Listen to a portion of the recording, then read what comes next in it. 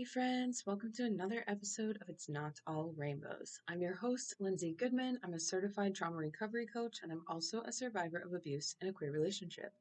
I'm here to help you figure out what's really going on to help get you out and on the road to recovery. Today I'm going to talk to you about traumaversaries, trauma anniversaries, and what it can be like as a survivor as those times roll around. And a lot of times as survivors, we can have several traumaversaries throughout the year. So it can be really interesting. Before we dive in, I'll go ahead and start with my struggles and successes. Today, a struggle is that my son is sick. He was doing great yesterday. We had a really awesome day. There were like no signs or symptoms from either one of us that anything was coming on. So it's one of those just like you wake up in the morning and you're like, what the heck? And he's pretty sick. He's sleeping right now. So I might get interrupted if he wakes up, but we are going to go ahead and give this a try. I'm hoping that that it's a quick one and he gets over it and is better by tomorrow. Sometimes these things can really drag on, and sometimes it's just like with kids, 8 hours and they're fine. And I'm really hoping it is that and that I don't get it. But this is the season. We are entering into that time of year where we're all going to be sick for a while. So hopefully, we're doing okay so far. Um, a success. Oh my. I don't think I have anything that's just like an incredible success besides the fact that I'm just like, I'm doing pretty well lately. Um, and so that can be a good thing too sometimes is like when our success is just that like it's been smooth sailing. I've been doing a lot of fun things with my son. Like I said, it's fall.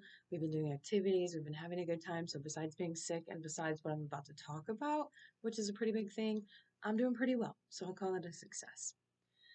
Um, okay, so traumaversaries. Like I said, many of us have several throughout the year. There are some that like we don't know specific dates of, but maybe we know the season of, like around this time this happened to me, or I was going through this. I have like like 2021 was just like boom, boom, boom. Like August we broke up, which this year it's ironic because the podcast that I episode that I published this week and I was listening to when I published it just to make sure I'm not like just babbling. I was like, yeah, I didn't even notice the like 2 year traumaversary of our breakup. Like I just was happy with my family and I didn't notice.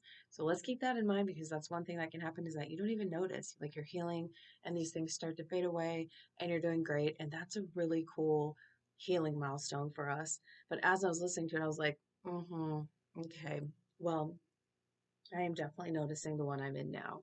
And so during the fall of 2021, it was just weeks of nonstop struggle. I finally made it out. Leaving was a huge issue, like super dramatic and traumatic. And then still being in the house where we lived, and they would show up and they would text me and they would, threaten me and they would do all this stuff. They tried to take my son walked in the back door in the morning. They were waiting outside the sliding back door for me to let the dogs out because they knew I was going to wake up and let those dogs out. They were there at like probably 6:30 in the morning, just waiting for me, which is why we have cameras now.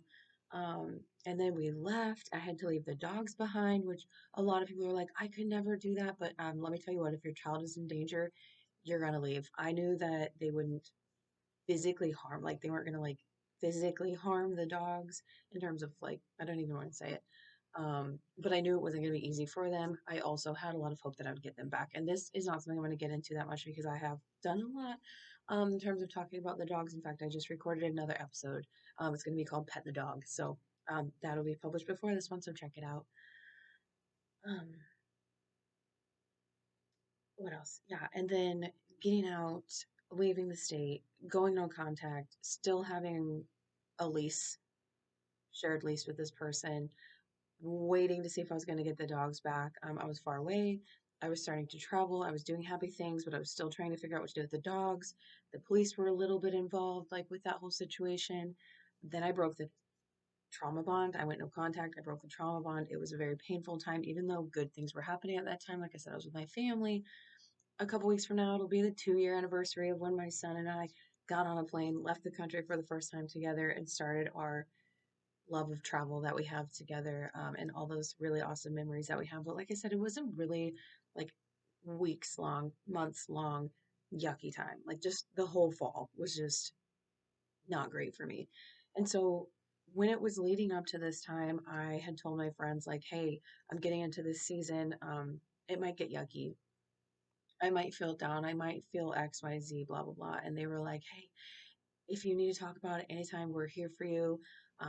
You can process with us. We have a little WhatsApp group going and we just kind of share together like our struggles and just good things and day to day life stuff." I'm really thankful for those two friends.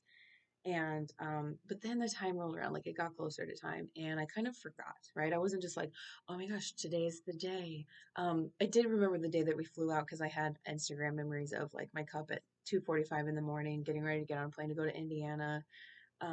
Just a lot of uncertainty, but a lot of hope at that time. So yeah, definitely remember that. But besides that, it's like I've entered into this time of like it's not obvious. It's beautiful out. Like we had some rainy days, but it's been really beautiful in the PNW. Like I said, my son and I have been doing fall activities and we've been outside, but I have this like underlying like nonstop sad vibe. Like my chest is heavy.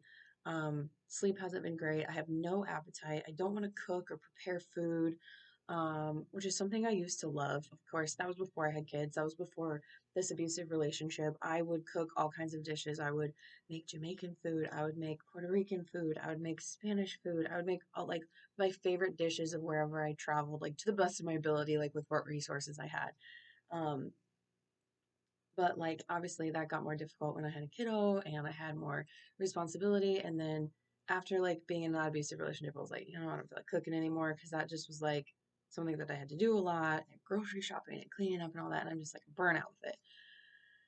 But even more so right now, I'm like, oh, okay, man, I'm not gonna make a salad, and just like I'm not finishing my food, and I have no drive to eat. I am eating, don't worry.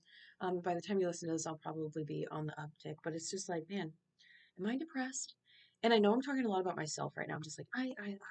But I'm hoping that with me sharing the story and then hashing that out a little bit more, if you have felt this, you're like, okay, okay, okay, I get it.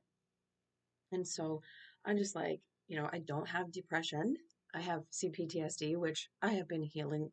It's not as bad as it was. I'm not as jumpy. I'm not as sad. I'm not as all those things, right? Um, and life, there's things like we go through periods of sadness, we go through periods of grief, we go through all that stuff. I've never been diagnosed with depression. I don't feel like I have depression. Like I said, bouts of like more sadness or more struggles and things like that, like all of us have. By the way, if you have depression, this is in no way me being like I don't have depression. It is not there to me. Whatever you have going on, it's fine unless you're abusive. um there's no stigma here, right? This is a safe place. So if you're listening, you're like, oh my God, I have depression. Like, what is she saying? That's not what I'm doing here. I'm just saying that this isn't normal for me to feel this way for so long at this point in my life. And so, like, I'm sitting here and I'm like, what's wrong with me? Like, why do I feel like this? What do I do? When am I going to come through? Like, am I getting sick? You know how you get in those moments where you're like, I think I might be coming down with something. And you don't really know until after the fact. And then my friend came over and she's like, it's the 1 year, anniversary since I cut off like these people are this person. And I was like, oh yeah, I had forgotten.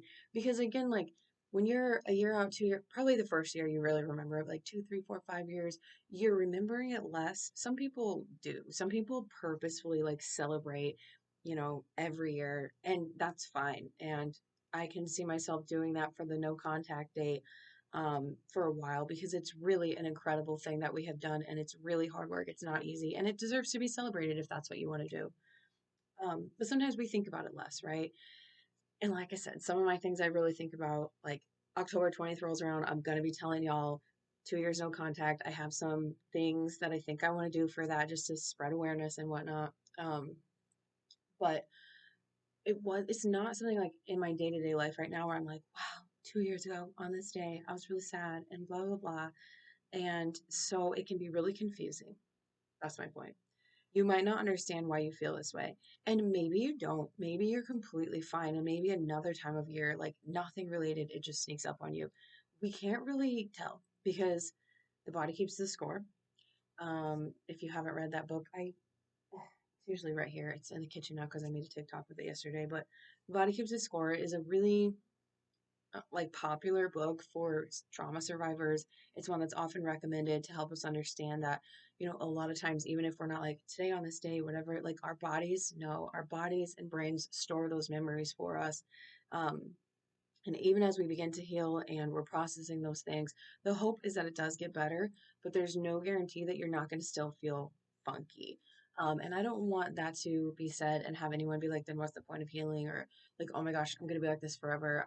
I don't want to keep doing this. I'm going to just like keep numbing out with alcohol or keep numbing out with whatever. That's not what I mean. I think it's still worth it to keep moving forward and to keep healing. And I think the most important thing is that when you have these times where you don't feel like eating and you're sad and you're like, oh my gosh, what's wrong with me? Like, I'm 2 years out, I'm 5 years out, I shouldn't be feeling this way.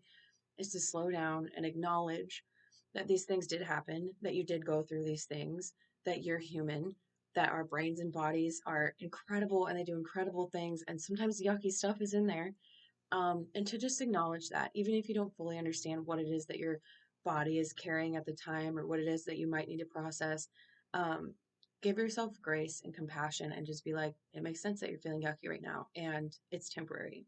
Um, like, I'm going to come out the other side, and who knows, it could be tomorrow, it could be in a week, it could be a couple weeks. And I'm going to eat again, and I'm going to cook again, and I'm going to feel good again, like motivated again and happy and all that stuff. But right now, for me, it's like, this is where you were at, and it was a very difficult time in your life, and your body slash brain remembers this. So lay low when you can, take naps when you can, take baths, read books, slow down a little bit. It's also the season of slowing down. Make yourself a hot cup of tea. Sit under a cozy blanket and, read by the window while it's raining, or go sit in a forest, or walk in a forest, or go mushroom hunting, or do something like we went mushroom hunting yesterday. We didn't get any because I'm not a mushroom expert, but we took pictures of them and we drew some of them and we just had a really good time doing that. So just like slow down a little bit if you can and give your body that like low power mode time that it needs to be able to come back out on the other side and be okay. And maybe next year when the time comes around, it'll be less time or it won't happen at all. But do keep in mind that maybe you have a couple years where it doesn't happen and then one year it does, because maybe there's other stuff going on and you're already like susceptible to like the yucky feelings that might come up, and it comes back up again. So again, my point of sharing this isn't to scare you or to make you feel like there's no hope, because there absolutely is hope, but just to remind you that this is something that can happen and that it's completely normal. This is the way that our brains are. That's just how they are. Um, and it makes sense that we would feel yucky during these seasons, or coming up to an anniversary of something really yucky in our lives. um and yeah, it's completely normal, so definitely give yourself that grace. And um if you ever want to talk about it or process through it, I actually have people who will come book an appointment with me, a one-on-one coaching appointment, saying, you know what, I'm about to go on to the 1 year of the day I went no contact, or the 1 year of this, and there's a possibility they'll reach out to me, hook me up with some coping skills or things I can do to get through this. Or I just really need someone to listen to me during this time because there's not really anyone else who understands. Um, I'm lucky enough to have a few friends, like I said, who are just very supportive, and I can just be like, I feel really funky. Plus, I have all of you, which I'm very grateful for. But if you don't have anyone, I, I have a group coaching once a month. So maybe if that falls around the time, you can come into the group. The group so far has been really supportive and really awesome. Sometimes it's bigger, sometimes it's smaller. Space is limited because I want everyone to be able to be heard and seen and understood and all of that stuff. So if you're like, oh no, next month, let me get into one of those group coachings and have some other people around me just for that hour. Um, so I don't feel so crazy or weird or yucky. Like I said, you're questioning it. You're like, is something wrong with me? Am I getting sick? Am I depressed? Like, is this going to last forever? Because it can drag out. Or if you're like, nah, group coaching is not for me. Like I said, I've got 60-minute, 30-minute sessions. You can always go to calendly.com/Lindsay Goodman and hook yourself up there. I guess that's all I have for today. It was a little bit of a shorter episode, but I really wanted to, like I said, share what I'm going through right now. Um, because obviously, like I said, I have another friend who's going through this around this time, something else around this time, um, um, in their life. And just really, I am healing and growing and learning with you all. I'm almost 2 years no contact. Um, but it doesn't matter. It could be 10 years, it could be 3 weeks. We're all going through it together. And that's why I'm here, healing with all of you, showing you my journey so that you can see it and hopefully feel less crazy and less alone and just know that this is real and it's okay. It's okay for us to feel this way. And it's not going to be forever. We're going to get through this. Life is life is here for us.